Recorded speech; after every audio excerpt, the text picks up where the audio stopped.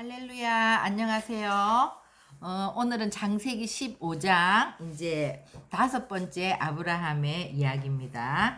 우리 15장, 그러니까 이제 이 큰 사건을 경험한 뒤에 이후에 여호와의 말씀이 환상 중에 아브라함에게 임하여 이르시되, 아브라함아, 두려워하지 말라. 나는 네 방패요, 너의 지극히 큰 상급이니라. 그래서 이제 아브라함아, 두려워하지 말라. 이 말은 이제 아브라함이 정말 얼떨결에 조카 롯을 구하고 이렇게 큰 승리를 이루고 이제 왔지만, 제정신이 들어서 생각을 해보면 그 4개국 연합의 왕들이 이제 패하였지만은 가만히 있지 않고 아브라함에게 어떤 위해를 가할까봐 뭐 이렇게 밤중에라든지 이렇게 또 쳐들어오면 어떡하지 하는 그런 두려움이 있을 수 있잖아요. 그죠? 그러니까 이제 아브라함아, 두려워 말라. 나는 너의 방패요. 그러니까 그런 4개국 연합이든 뭐든 두려워하지 말라. 내가 너의 방패가 되어 줄게. 모든 것들을 다 막아 줄게. 그리고 또 이제 롯과 이별한 지도 오래됐고, 계속 하나님은 롯과 이별할 때도 네 자손이 땅의 티끌과 같이 그렇게 수를 셀 수 있을 정도로 그렇게 많을 것이라고 약속을 해주고, 거듭거듭 약속을 했는데도 불구하고 자식이 없잖아요. 이제 10년이 다 돼 가는데, 그러니까 또 나는 너의 지극히 큰 상급이다. 그러니까 다시 이제 자식에 대한 소망을 주는 거죠. 그죠? 그래서 말씀이 임할 때 이제 그 일어나는 그런 놀라운 은혜가 있는데, 항상 우리가 엄청나게 말씀을 받을 때는 그 말로 표현할 수가 없죠. 이 세상의 어떤 것보다 하나님의 말씀을 우리가 들었을 때 그 일어나는 기대감이라든지 기쁨이라든지, 진짜 진짜 엔돌핀이 막 나오는, 이 세상에 어떤 것도 줄 수 없는 그런 큰 그 기쁨이, 희열이 있는데, 이제 그것이 세월이 가도 현상이 아무것도 바뀌는 게 없을 때는 우리는 또 아무리 말씀을 붙든다 하더라도 눈에 보이는 것이 아무것도 없을 때는 다시 그것들이 사그러드는데, 주님이 이 큰 사건이 있고 난 이후에 다시 오셔서 두려워 말라. 나는 너의 방패고 너의 큰 상급이라고 그렇게 이제 말씀을 해주시는 거죠. 그래서 아브라함이 이르되, 주 여호와여, 무엇을 내게 주시려 하나이까? 나는 자식이 없사오니 나의 상속자는 이 다메섹 사람 엘리에셀이니이다. 그러니까 아브라함에게 있어서 자식이 없어서 조카 롯을 의지하고, 정말 하나님이 자식을 안 주면 이 롯을 양자와 같이 그렇게 의지하고 했었는데, 이제 롯과 이별하고 나니까 나의 상속자는 이 다메섹 사람 엘리에셀이니이다. 그러니까 이제 집에 집사처럼 자기의 모든 것을 신임하고 맡길 수 있는 그런 종인 거죠. 엘리에셀이. 그 엘리에셀을 또 의지하고 나의 상속자는 이 사람이라고 얘기하니까, 아브라함이 또 이르되, 주께서 내게 씨를 주지 아니하셨으니 내 집에서 길린 자가 내 상속자가 될 것이니이다. 그러니까 그 318명의 아브라함이 기른 용사들 중에는 아브라함은 정말 믿음의 사람이었기 때문에 어디를 가든지 말씀을 가르치고 하나님에 대해서 가르치고, 또 실질적인 그런 모든 것들을 가르치는데, 정말 이 엘리에셀은 나중에 그 아들 이삭의 그 철을 구하러 갈 때도 정말 믿음의 사람이죠. 그러니까 이제 그 중에서 엘리에셀을 가장 신임하는 그런 사람이었던 것 같아요. 그러니까 또 이제 그런 사람을 생각하고 있는 거죠. 그러니까 4절에 여호와의 말씀이 그에게 임하여 이르시되, 그 사람이 네 상속자가 아니라 네 몸에서 날짜가 내 상속자가 되리라 하시고, 그를 이끌고 밖으로 나가 이르시되, 하늘을 우러러 무뼈를 셀 수 있나 보라. 또 그에게 이르시되, 네 자손이 이와 같으리라. 그래서 내가 아브라함에게 창세기 이제 12장에 너는 복이 될 거고, 그죠? 너의 이제 후손이 큰 민족을 이룰 거라는 그 자손에 대한 땅에 대한 이런 약속을 주셨고 롯과 이별할 때도 네 후손이 땅의 티끌과 같이 그렇게 많을 거라고 약속하셨는데 15장에 또 주님이 오셔서 이제는 우러러 무뼈를 셀 수 있나 보라. 네 자손이 이렇게 별과 같이 많아질 거라고 또 다시 약속을 주시는 거죠. 그래서 거듭거듭 이렇게 자손에 대한 약속을 주시는데 6절에 아브라함이 여호와를 믿으니 여호와께서 이를 그의 의로 여기시고 이 말이 우리가 이제 정말 빨간 줄을 쳐놓고 동그라미를 쳐놓으세요. 이 15장 6절. 그러니까 거듭거듭 이제 처음에 할 때는 아브라함이 막 감동하고 감격했겠지만 늘 주님이 오셔서 자손에 대한 후손에 대한 그런 약속을 주시는데 지금 몇 번째잖아요. 그런데 항상 보면 그러고 아직 자식이 없고 그러니까 이럴 때 아마 아유, 네, 알겠어요. 또 주님은 또 그 말씀 하신다. 언제 줄 거예요? 뭐 좀 이렇게 시큰둥하게 받을 수도 있는데 아브라함은 하나님이 이 말씀을 주셨을 때 여호와를 믿었다는 거예요, 진짜. 진짜 주님이 이렇게 말씀하시니까 정말 주님이 주실 거야. 우리 눈에 볼 때는 이제 너무나 나이가 많고 자녀를 얻는다는 게 세상적인 현실로 볼 때는 어려운 걸 알지만 정말 그 아브라함은 믿는 거예요. 그러니까 주님이 여호와께서 이를 그의 의로 여기시니라. 그래서 제가 늘 얘기하지만 이제 구약은 율법을 다 지키면 이제 율법이 아직 없죠. 아직 이게 모세의 율법이 나오기도 전이죠. 그렇지만 이제 구약 전체는 율법을 지키면 구원을 얻는다고 돼 있지만 실제는 이 믿음의 조상 아브라함부터 시작해서 다윗이라든지 이 믿음의 사람들이 하나님과 친밀하게 교제하고 하나님의 말씀을 믿고 또 믿음의 여정을 처음 시작할 때는 다 아직까지 그 부족하고 연약하지만 그 믿을 때 하나님이 그 택한 자들을 믿음으로 계속 의롭다 하시고 계속해서 주님이 이끌어 가셔서 그 믿음을 온전케 하시는 그런 거를 볼 때 그리고 이제 우리가 로마서 우리가 이제 이 아브라함의 여정이 다 끝나면은요 정말 오직 의인은 믿음으로 살리라. 그죠? 믿음에 대한 책, 복음에 대한 책, 이 로마서를 가지고 로마서 4장에 이제 아브라함의 믿음에 대해서 나오잖아요. 이거를 저희들이 이제 하려고 하는데요. 믿음을 믿는 것을 보시고 이것을 의로 여겼다. 그러니까 구약에서 의로 여겼다는 거는 이거는 복음이거든요. 이거는 구원이거든요. 그러니까 오직 구약이나 신약이나 믿음으로 구원받는 거야. 믿음으로. 행위로는 그러니까 구약의 전체 이스라엘 백성들이 지금 우리 신약의 이방 교회를 위해서 너무너무 수고해 준 것은 뭐냐 하면 율법으로는 안 된다는 것을 이제 우리에게 정확히 말해 주는 거예요. 구약 내내 했지만 율법으로는 어떤 누구도 구원받을 수 있는 자가 하나도 없다는 것을 명확한 실제로 말씀해 주신 것이 구약이에요. 그래서 우리가 이 구약이 있기 때문에 예수 그리스도가 아니면 구원이 안 된다는 거. 그죠? 그러니까 이 구약 때문에 우리가 정말 그 예수님의 십자가가 우리는 사실요. 전부 다 지옥으로 가는 열차를 타고 지금 낭떠러지 직전에서 예수님을 만난 거예요. 예수님이 오셔서 정말 십자가로 대속해 주신 그 주님의 놀라운 은혜가 아니면 우리는 어떤 누구도 한 사람도 인류는 다 그 낭떠러지 지옥 열차를 향해서 글로 가는 건데 정말 그 직전에 예수님이 한 의가 나타나서 우리를 구원해 주신 거잖아요. 그렇기 때문에 우리가 정말 이 구약을 계속 읽으면서 인간은 진짜 죄인이구나.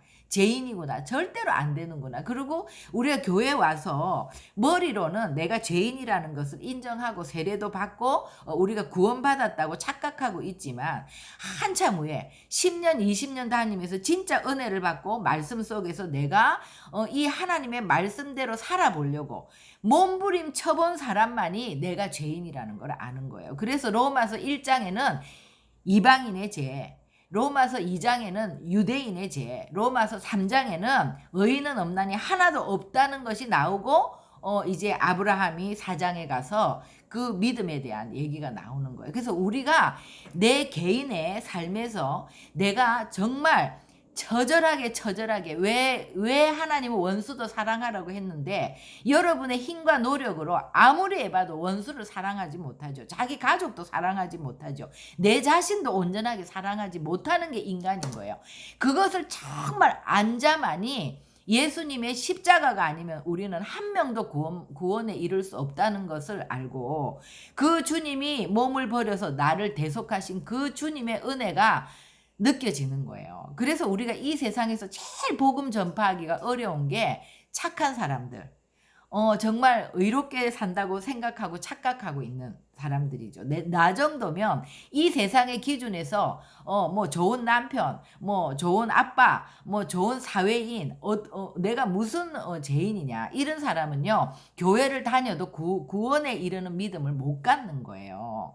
그런데 정말 내가 하나님이 성령을 조명해 주시고 하나님의 은혜로 우리가 정말 나는 처절하고 비참한 존재라는 거, 내가 진짜 죄인이라는 거를 그 깨달은 자만이 하나님의 그 십자가의 대속의 은혜 앞에서 통곡하면서 정말 주님을 믿을 수 있는. 그래서 우리가 로마서는요, 로마서 1장, 2장, 3장이 없으면 믿음으로 절대 갈 수 없습니다. 정말 우리는 내가 죄인 된 고백 그것에 대해서 엄청난 그것이 있어야 돼. 씨름이 있어야 되는 거예요. 구약도 마찬가지고 신약도 마찬가지고.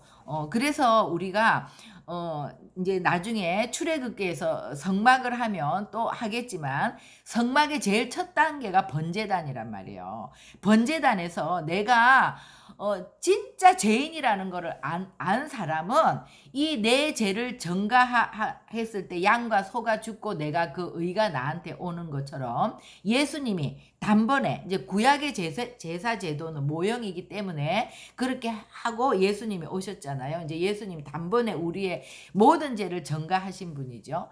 그래서 내가 구약에서 그 양의 피, 소의 피를 내 죄로 인해서 내가 애지중지 키우던 그 양을 가지고 와서 내 손으로 죽이는 거예요. 내 손으로 그 도사를 하는 거예요. 그래서 그 피를 뿌린 내가 그 피를 가진 자만이 내가 죄인이라는 것을 안 자만이 번제단 다음에 물두멍에서 나를 비춰볼 때 정말 내가 더러운 죄인이라는 걸 보게 되고 회개하게 되고 그래서 성령이 임하고 성소로 들어가는 거거든요. 그렇기 때문에 피를 가진 자가 내 죄를 대속한 그 예수 그리스도의 보혈을 가진 자만이 성소에 들어갈 수 있고 휘장을 넘어서 지성소로 들어가는 거예요. 그죠?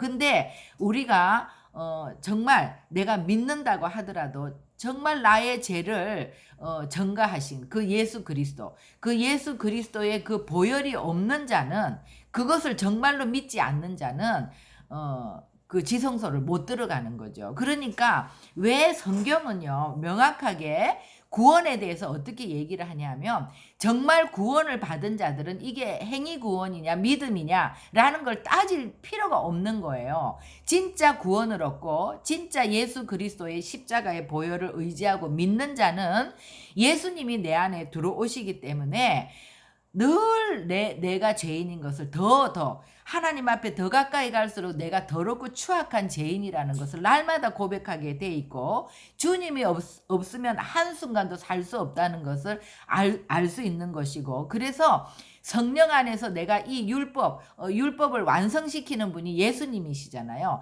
서로 사랑하라. 하나님을 마음 다해 뜻 다해 힘 다해 사랑하라. 내 이웃을 내 몸과 같이 사랑하려고 항상 통곡하며 회개하고 하나님을 요청하고 그것을 구하는 것이 내가 아니라 내 속에 계신 성령님이 그렇게 하시는 거예요.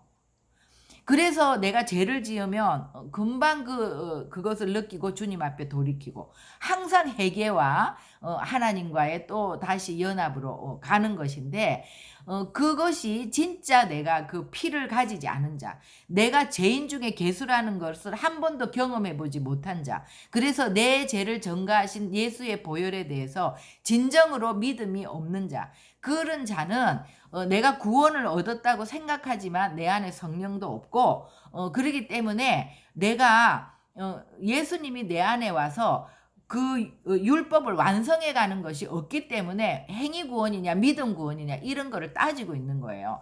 행위와 믿음은 동전의 양면과 같이 믿음이 있으면 행위가 따라오는 거예요. 우리가 믿었다고 해서 오늘 성인이 되는 건 아니지만 예수를 믿는 사람은 매일매일 변화되어 가는 거예요.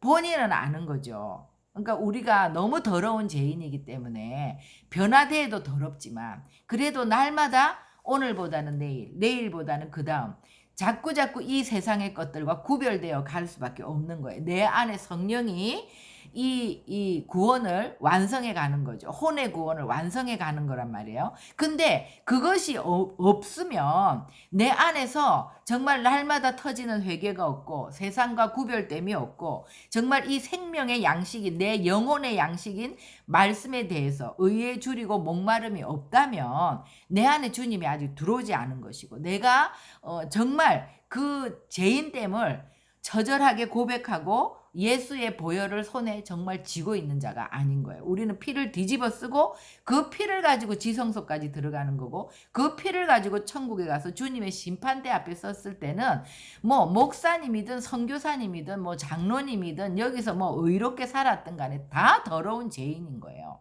의인은 없나니 하나도 없단 말이에요. 사단의 참소가 있지만 주님은 오직 우리에게서 그 피가 있는지 없는지를 보고 통과시키는 거란 말이에요. 그럼 그 피가 누가 그 피를 가졌느냐? 나는 죄인입니다. 주님, 나를 위해서 십자가에서 죽고 내 죄를 대속해 주신 그 주님의 은혜를 내가 정말로 잊지 않고 더 주님이 나에게 그 몸을 주신 것 같이 내 모든 것을 주님에게 다 드리기로 고백한 그 자만이 예수님이 보시기에 피가 있는 자인 거예요. 그게 믿는 자인 거예요. 그 사람은 의로운 자인 거예요. 그래서 여기 15장 6절에 아브라함이 여호와를 믿으니 여호와께서 이를 그의 의로 여기시고 이거는 이제 아브라함이 정말 믿음이 있는 자였죠. 12장에도. 왜냐하면 말씀을 들은 자이기 때문에. 아브라함은 말씀을 듣고 하나님을 아는 자였기 때문에. 그래서 정말 믿음이 있는 자였지만 하나님이 보실 때 그 아브라함의 믿음을 인정하신 것은 이제 15장에서 인정하시는 거죠. 그렇지만 이 믿음이 있다고 해서 이것이 계속되느냐. 16장에 가면 또 떨어지는 거죠. 올랐다 내렸다 올랐다 내렸다. 그러니까 우리의 믿음은 그냥 이렇게 상승 곡선으로 가는 거는 분명한데 나선형으로 가는 거예요. 올라갔다가 또 떨어졌다가 올라갔다가 또 떨어졌다가 올라갔다가 또 떨어졌다. 그러지만 전체적인 곡선은 상승 곡선을 그리면서 가는 거죠. 그렇기 때문에 우리가 살아있는 이 날들이 얼마나 한순간 한순간 귀한지 몰라요. 우리에게 주님이 주신 것은 정말 시간과 이 물질, 건강 이것들을 우리가 주의 나라를 위해서 어떻게 썼느냐 그것만이 하나님 앞에 계수되는 것이 아닙니까? 근데 우리가 이 믿음을 갖기 전에는 다 나를 위해서 시간을 쓰지 주를 위해서 시간을 쓰는 게 아니에요. 근데 우리가 정말 주님이 우리 안에 들어오고 나면 우리가 사도행전에서 그 초대교회 그 성령을 받은 그 성도들도 마찬가지고 성령이 우리 안에 들어오면 완전히 이전 것은 지나가고 새 것이 된 게 가치관이 바뀌고 관점이 바뀌고 모든 이 세상을 살아가는 것이 어떻게 하면 우리가 나를 구원하신 그 주님을 기쁘시게 할까? 우리의 인생은요, 잠시인 거예요, 잠시. 이제 저도 이렇게 60이 넘으니까 정말 얼마가 남았는지 모르지만 뭐 오늘 죽을 수도 있고 뭐 30년을 더 살 수도 있지만 이제 이거는 정말 남은 덤이잖아요. 이 기간은 보너스잖아요. 그죠? 그런데 우리가 이제 뭐 자녀들도 다 키우고 이렇게 우리의 어떤 할 의무가 좀 끝나고 나면 그때부터는 우리가 정말 이 시간은 주님으로부터 받은 보너스잖아요. 그런데 정말 그때 그 정도 됐을 때 우리가 이 시간이 얼마나 귀하다는 것을 깨닫는 거죠.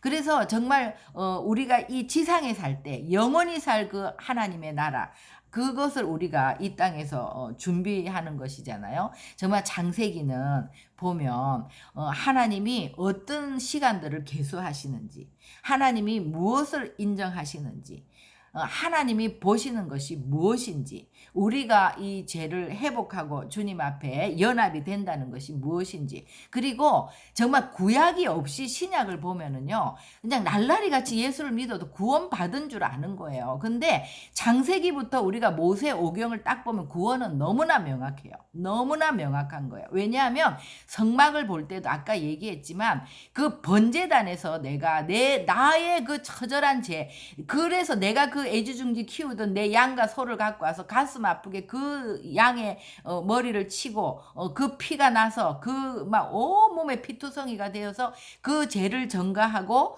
그 의를 내가 받는 그 경험이 없는 사람은 절대로 이 구원이 완성될 수가 없고 주님하고 연합이 될 수가 없고 그리스도의 몸된 교회가 될 수가 없는 거예요. 그러니까 신약에도 늘 보면 바울 서신 안에서 바울 서신의 모든 말은 그리스도 예수 안에서, 그러니까 우리가 예수 안에 들어가는 것은 우리가 그 피를 가졌을 때, 그 십자가를 통과했을 때, 그래서 성령이 내 안에 들어왔을 때만 그것이 구원이고 믿음이고 그리스도 안에 있는 거예요. 그 그리스도 안에 있다면 너희가 무엇이든 구하라. 그리하면 이루리라. 그죠? 이제 우리가 정말 그것이 될 때 우리가 기도를 하면서도 이 기도가 올라가는 것이 느껴지는 거고, 우리가 기도를 하거나 믿는다고 선포를 할 때 이것이 진짜 이 말씀을 우리가 아멘하고 내 마음에 심지 않습니까? 그럼 이 심겨진 말씀이 내 안에서 자라기까지는 절대 선포로 나오지 않아요. 씨를 뿌리는 거예요.